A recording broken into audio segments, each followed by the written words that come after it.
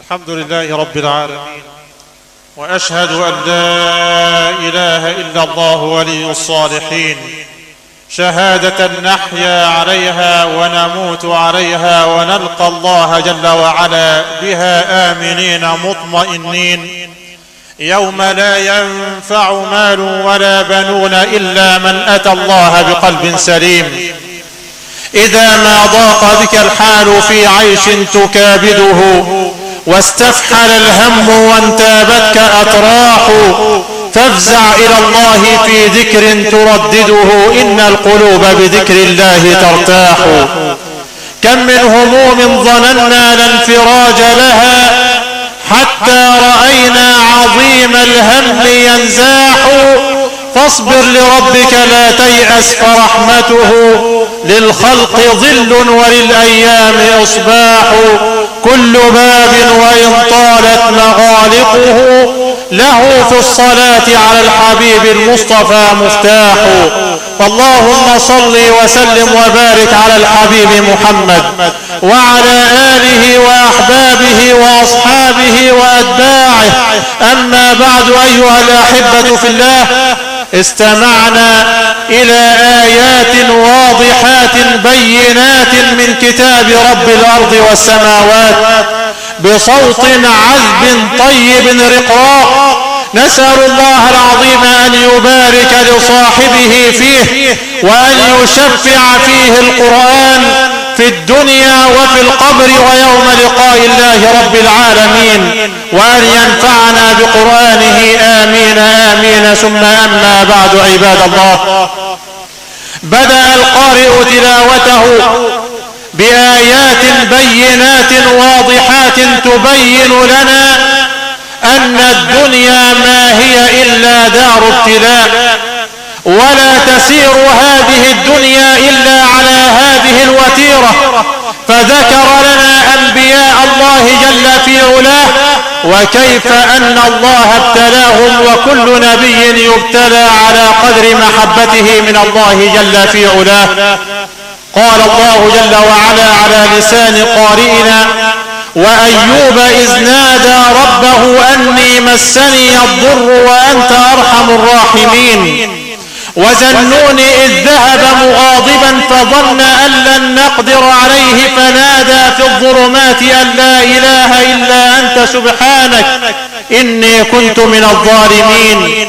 وزكريا إذ نادى ربه رب لا تذرني فردا وأنت خير الوارثين، كأن الله جل وعلا يبعث لكم رسالة يا أمة الإسلام: ما من نبي اصطفاه الله جل وعلا لحمل رسالته إلا وابتلاه الله في هذه الدنيا، لأن الدنيا لا تسير إلا بهذه القوانين، ألا وهي قوانين الابتلاء. فوحدوا رب الأرض والسماء. والمتأمل في سيرة الحبيب المصطفى محمد صلى الله عليه وسلم يجده قد نال أعظم الحظ والنصيب من الابتلاءات في هذه الدنيا، لأن الدنيا لا تصفو لأحد. وحدوا الواحد الأحد جل في علاه. رسول الله محمد صلى الله عليه وسلم أفضل خلق الله وأحب خلق الله إلى الله، وأخشى خلق الله وأخوف خلق الله من الله جل في علاه. ومع ذلك ابتلاه ربنا جل وعلا وضعف عليه الابتلاءات في هذه الدنيا. ابتلاه الله بالجوع، فكان صحابة الحبيب محمد صلى الله عليه وسلم يربطون على بطونهم الحجر، وكان الحبيب يربط على بطنه الحجرين من شدة الجوع.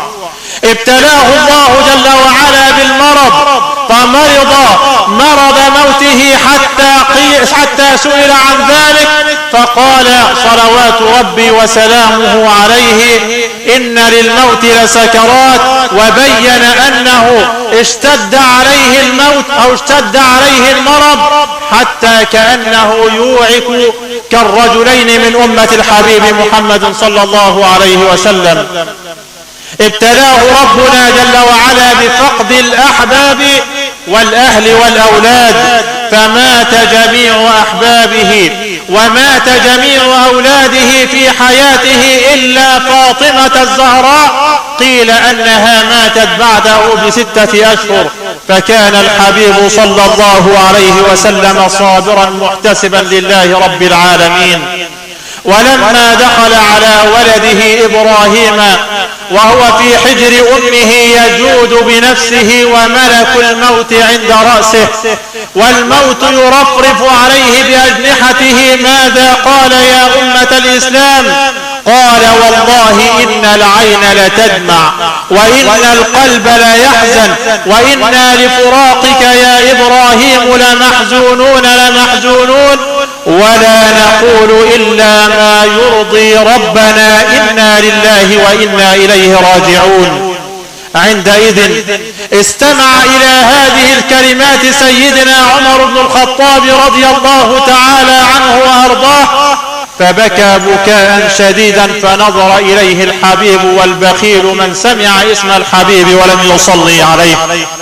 نظر إليه الحبيب وقال: ما يبكيك يا عمر؟ فقال: يا حبيب الله يا محمد، ولدك ولد صغير لم يبلغ الحلم ولم يجري عليه القلم فكيف بالحبيب صلى الله عليه وسلم يلقنه وأنت تلقنه يا حبيب الله؟ فما بال عمر بن الخطاب قد بلغ الحلم وجرى عليه القلم ولن يجد ملقنا مثلك يا حبيب الله يا محمد. هنا سكت الحبيب صلوات ربي وسلامه عليه حتى نتنزلت الإجابة من قبل الله جل في علاه في آيات تتلى إلى قيام الساعة ليبين للدنيا بأسرها أن من صبر على ابتلاءات هذه الدنيا كان من الفائزين في الدنيا والآخرة. نزل قول الله جل في علاه: يثبت الله الذين آمنوا بالقول الثابت في الحياة الدنيا وفي الآخرة ويضل الله الظالمين ويفعل الله ما يشاء. يثبت الله من عاش في هذه الدنيا بالتوحيد على التوحيد حتى يلقى الله جل في علاه، ويضل الله المنافقين ويضل الله الظالمين ويضل الله أصحاب الوشوش الكثيرة في هذه الدنيا. يثبت الله من قال ربي الله ثم استقام على ذلك.